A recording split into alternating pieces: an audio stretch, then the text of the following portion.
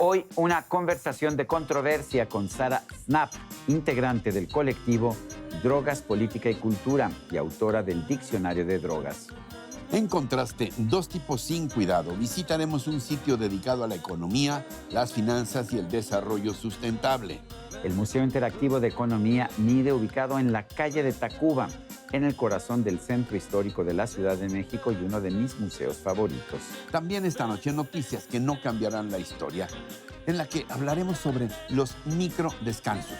La sencilla técnica que puede aumentar la productividad y bienestar en el trabajo. ¿Qué tal? Qué bueno que están con nosotros. Gracias por acompañarnos una vez más en este espacio pensado en gente exactamente como ustedes. Muy buenas noches, mi querido Sergio. Buenas noches, Ricardo, y sean ustedes bienvenidos a este que ya es nuestro programa número 197. Se están acumulando, ya estamos muy cerca del número 200. A ver qué hacemos, mi querido Sergio. Así que no le cambien, que ya estamos de vuelta.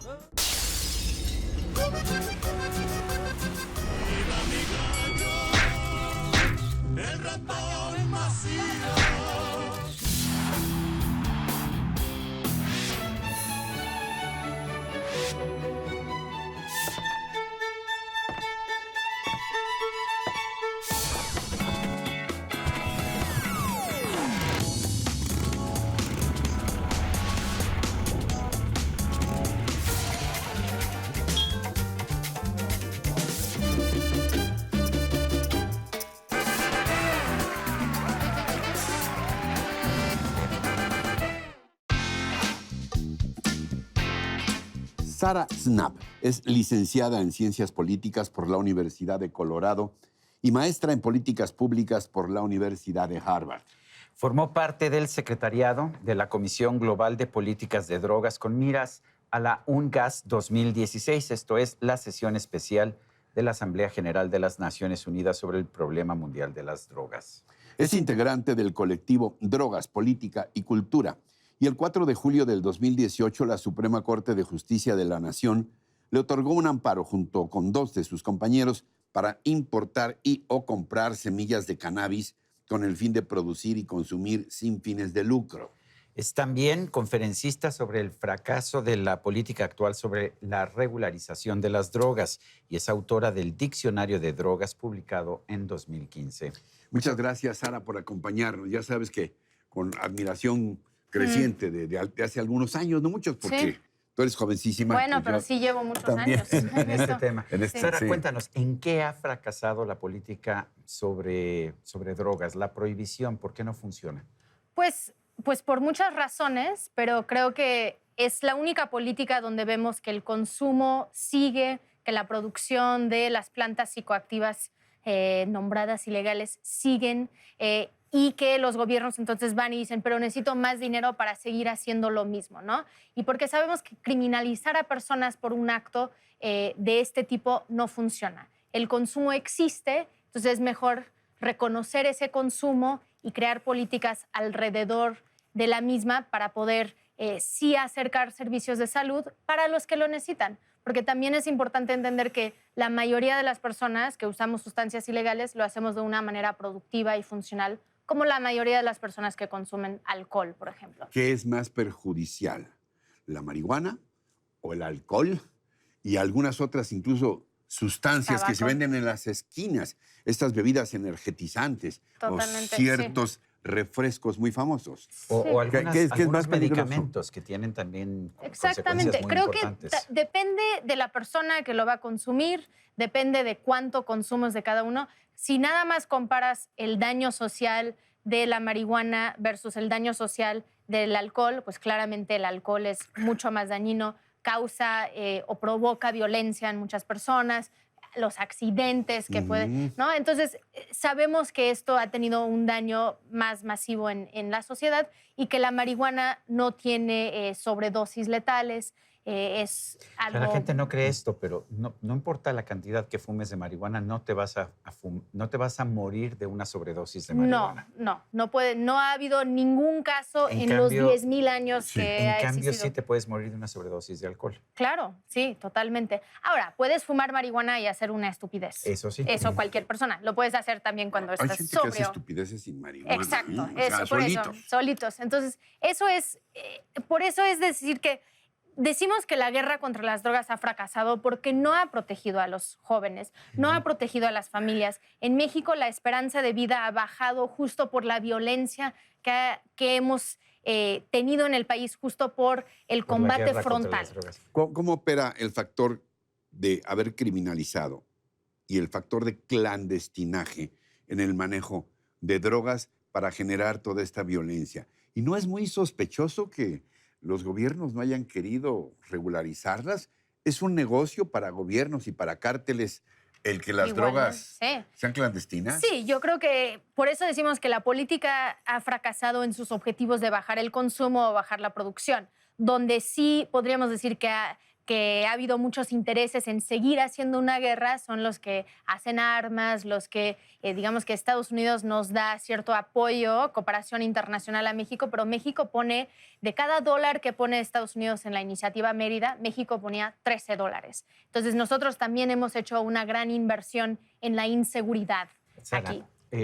sabemos que no funciona. Ujú. ¿Cuál es la propuesta? ¿Qué funciona? ¿Cuál es la política pública razonable para enfrentar este problema de salud? El modelo Uruguay, lo que hizo Bueno, Mújica. sí, digamos que una regulación del mercado. Entonces, cuando nosotros hablamos de cuál es la política, hablamos de regulación donde pones las reglas claras, donde el gobierno asume un control, donde hay impuestos sobre la venta y donde vas a tener una regulación diferente dependiendo de la sustancia. Porque yo sí creo que el gobierno debería controlar todos los mercados de drogas, no solo la marihuana. Y muchos gobiernos ya están empezando a platicar y a hacer estudios sobre tú este tema. estudiaste en Denver y sabes que acaban de aprobar incluso los hongos mágicos. Exactamente. Ya los aprobaron. Hubo un referéndum, no fue consulta popular Sí, ni mano alzada. A ver, fue un referéndum en serio. Lo Siguen descriminalizaron. siendo ilegales, pero no hay pena. Es cero prioridad. Entonces, digamos que es, y lo podremos hacer en México con todas las drogas también, de que tú dices, como gobierno no vamos a perseguir delitos que tienen que ver con esta sustancia porque no causa daño. Aunque no lo legalicemos, No, aunque no legalicemos aunque la no sustancia. vamos a legalizar la producción, ¿no? Solo vamos a descriminalizarlo y no vas a poder llevar un caso frente a un juez de una persona que traía hongos mágicos para poder probablemente comerlos, ir a las montañas y caminar, ¿no? O ir a un festival o hacer algún tipo de comportamiento. Entonces, cuando nosotros hablamos de una regulación para México, que tenemos la jurisprudencia que sucedió, fue publicado en febrero de este año, que da a los legisladores un mandato a cambiar, a modificar los 5 artículos de la Ley General de Salud que son inconstitucionales, que son la prohibición de la marihuana. Ellos tienen 90 días para modificar eso. Una semana después de la jurisprudencia, la ministra Olga Sánchez Cordero, ahora secretaria de Gobernación, presenta una iniciativa para regular el mercado. Y tiene 3 vías de acceso parecidos a los de Uruguay, ¿no? El autocultivo, donde una persona puede cultivar para su consumo personal, que es lo que reconoció la Corte. Los clubes o asociaciones canábicas donde nos podemos asociar para cultivar en conjunto o designar una persona que va a cultivar, y un mercado regulado. Y ahora dentro del Senado está en el proceso de dictaminación. Entonces es donde realmente tomamos estos conceptos, nosotros como sociedad civil, intentando acompañar Pero, a este ver, proceso. Sara, ¿qué le dices a alguien que te dice es que si se legaliza o se despenaliza la marihuana y otras drogas, la gente va a consumir más drogas? ¿Cuál es la respuesta? Pues lo que hemos visto en otras jurisdicciones es que no aumenta el consumo en jóvenes. En realidad esa es la población que nos preocupa donde podría aumentar el consumo. Los datos que acaban de salir de Canadá, por ejemplo, donde regularon el mercado de cannabis en octubre del año pasado para uso adulto, nos gusta decir, subió el consumo en personas de 35 a 50 años. O sea, los que ya fumaban de alguna manera. No, digamos que aumentó el consumo en Sí, esa población. Entre los que ya fumaban. No, no más necesariamente. bien, o empezaron a usarlo. Empezaron nuevas por personas curiosidad. por curiosidad o porque ahora es legal. Ujú. Entonces no me preocupa que voy a perder mi trabajo o que me van a perseguir los policías y voy a perder mis Pero hijos. no aumentó con los jóvenes. No aumentó con los jóvenes. Fíjate, ahora, yo no conozco a nadie que vaya en su auto y porque ve un anuncio de whisky a las 11 de la mañana o que vaya rumbo a su trabajo a las 8:30, 9 de la mañana, se detenga y porque ve el anuncio de whisky se baje y compre un whisky en una tienda de estas de ya Exacto, sabemos cuáles, sí. y se lo tome y ya deje de ir a trabajar. O sea, estamos hablando de que la prohibición, esta forma que tenemos ahora de hacer todo por debajo de las oscuridades, ¿no? Del clandestinaje, esto es lo más perjudicial, es lo que está generando la violencia. Totalmente. Pero el hecho de que esté Y generando admitida la recursos. venta de alcohol no significa que el que no quiere beber alcohol y está consciente de que le puede hacer daño, no lo hará. Exactamente. No lo Bueno, hará. y en el tema de cannabis, la publicidad sería muy restrictiva. Digamos que no sería igual al alcohol. Y porque nos da la oportunidad, ¿no?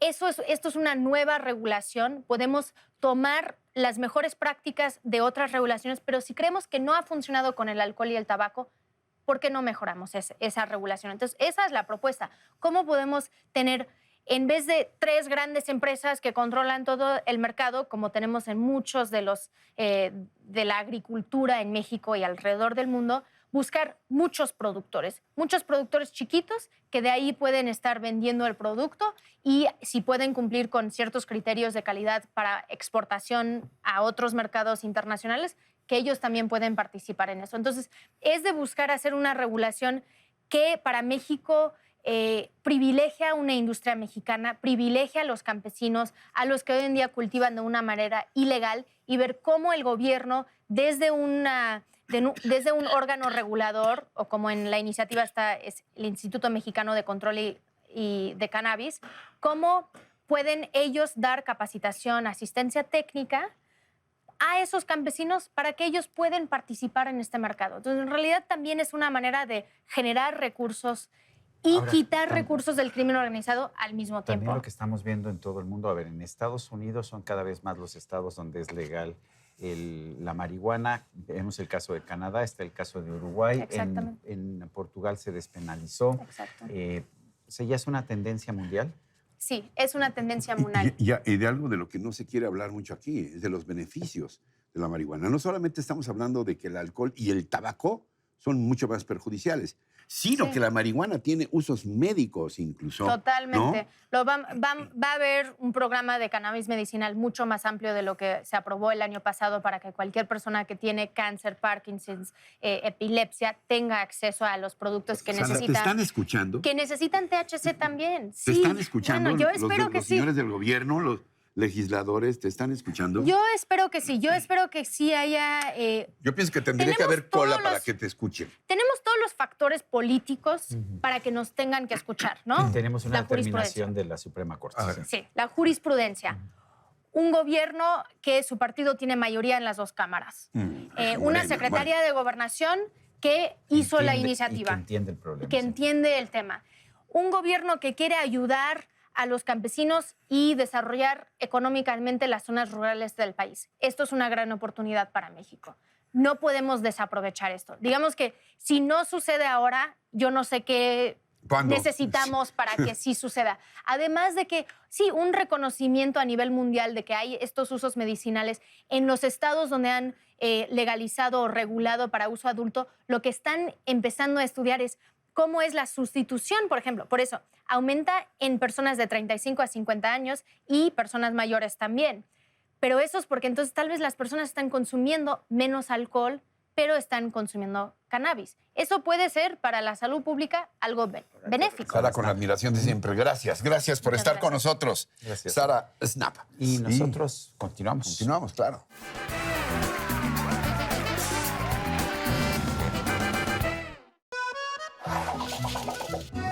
A ver, mi querido Sergio, trajiste a ver un caballito. Bueno, mira, aquí está el caballito, el de Carlos IV, recién reinaugurado. Ahora sí le pusieron los líquidos adecuados, pero no, aquí muy cerquita, media cuadra del caballito. Se ve precioso, ¿eh? Se ve La verdad, precioso. se veía muy bien. Pero me traes Te de traigo a ver- sorpresa a en ver, sorpresa. Te traigo a ver un lugar muy interesante. Sí. Déjame platicarte una anécdota. Una vez llevé a mi hijo cuando era chico, como tendría como 11 o 12 años, lo llevé a Nueva York, al Museo de Wall Street. Y entonces, pues ya sabes que yo tengo mi placer por las cuestiones económicas. Entonces lo llevo al Museo de Wall Street y le pregunto al final, mi hijo, ¿te gustó el museo? Y me responde, pues sí, papá, me gustó mucho, pero no tiene nada que ver con el MIDE, ¿eh? El MIDE es mucho mejor. El MIDE es esto. ¿Esto? El Museo Interactivo de Economía. Fíjate que nada es más. una preciosidad. Además, en este convento de los betlemitas, a ver, déjame mostrarte. Oye, qué lugar. Oye, además, qué combinación de modernidad con tradición, ¿no? Porque es un edificio, pues no sé, por lo menos 2 siglos, yo calculo. Bueno, el edificio es colonial, pero Sí. además esta remodelación es impresionante. Pero mira, para que no digas que soy codo, mira lo que te traigo. A ver. Es un Un billete. Bueno, no billete. es un billete, es más bien el boleto de entrada, ¿verdad, Hola, señorita? señorita, buenos días. Buenos días. ¿Pueden pasar? Adelante. Gracias, Ahí gracias. está tu boleto de entrada. Mi boleto, billete. Recorrido. Ahí está. Muchas gracias. Para que no me digas que soy Venga, codo, ¿eh? no, para nada, mi querido. Cuesta 70 pesos, pero 60 si tienes credencial de maestro, de estudiante o de la tercera edad por acá. No, yo tengo de estudiante. Ah, me parece bien.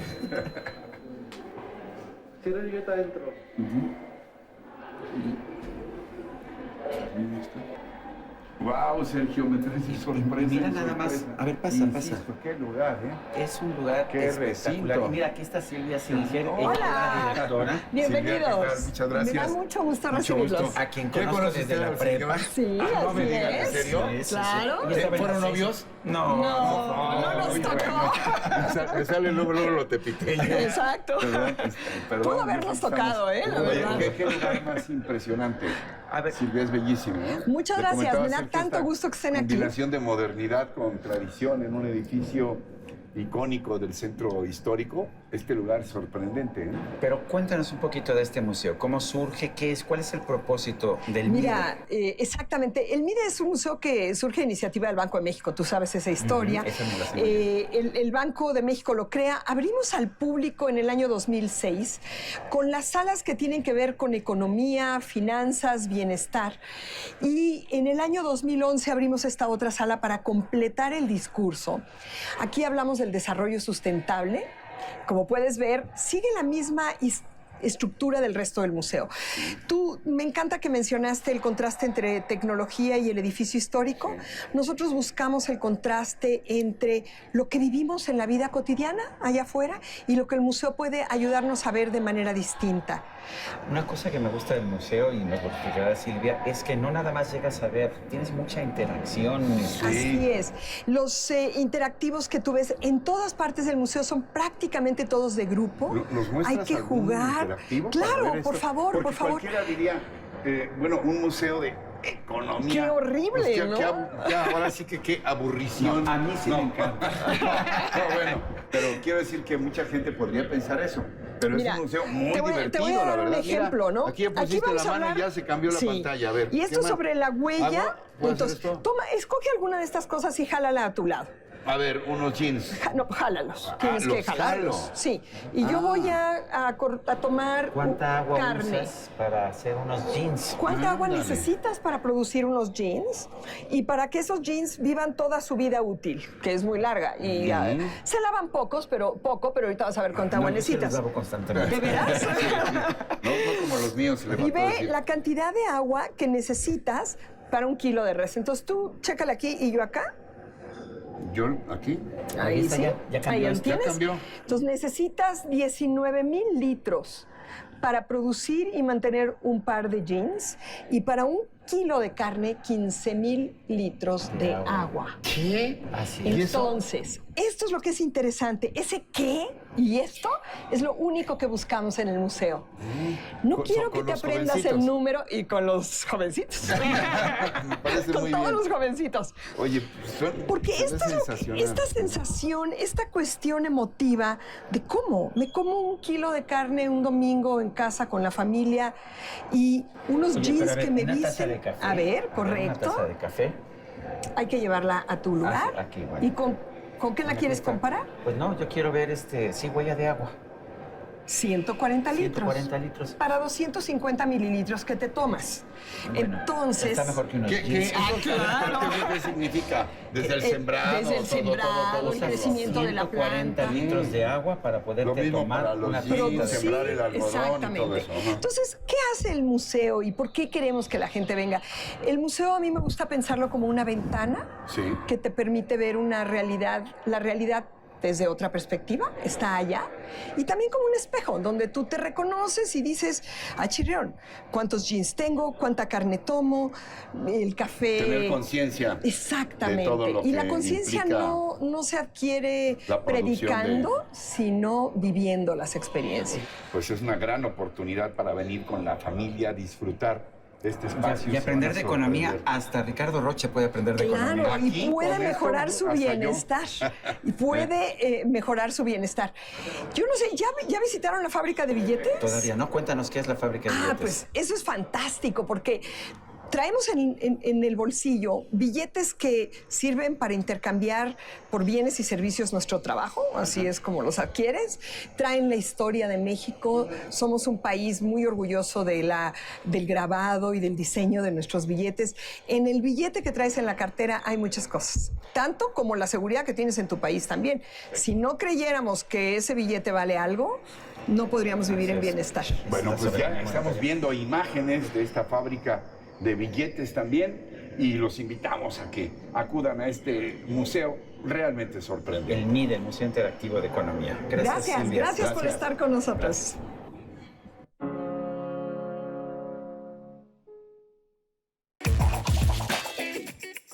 Se les conoce como microdescansos y los expertos aseguran que al echar mano de ellos durante la jornada laboral podemos aumentar notablemente la productividad y bienestar en el trabajo.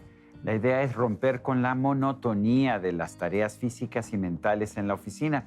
Y esto podemos lograrlo con microdescansos de apenas unos cuantos segundos que van desde hacer un café o un té o simplemente estirarnos y ver un video musical. Y por increíble que parezca, estos microdescansos pueden tener un impacto desproporcionadamente poderoso. Diversos estudios han demostrado que mejoran la capacidad de los trabajadores para concentrarse y al mismo tiempo cambian la forma en la que los empleados ven su labor, evitando incluso lesiones comunes en personas que pasan muchas horas atadas a un escritorio. Para Soyol Kim, un estudiante de doctorado de la Universidad de Illinois y experto en microdescansos, existen únicamente dos reglas con relación a estos. Deben ser breves y voluntarios. Catherine Metters, ergonomista, fisioterapeuta y experta en salud y seguridad, cree que los breves descansos y los estiramientos, por ejemplo, nos ayudan a eliminar la tensión, siempre y cuando se hagan con regularidad. Igualmente sugiere que hacer algo físico como levantarse o cambiar de posición puede ayudar. Según un estudio, tomarse un microdescanso para navegar por internet o contemplar el paisaje sirve para mejorar la productividad y ayuda a los trabajadores, curiosamente, a concentrarse de nuevo.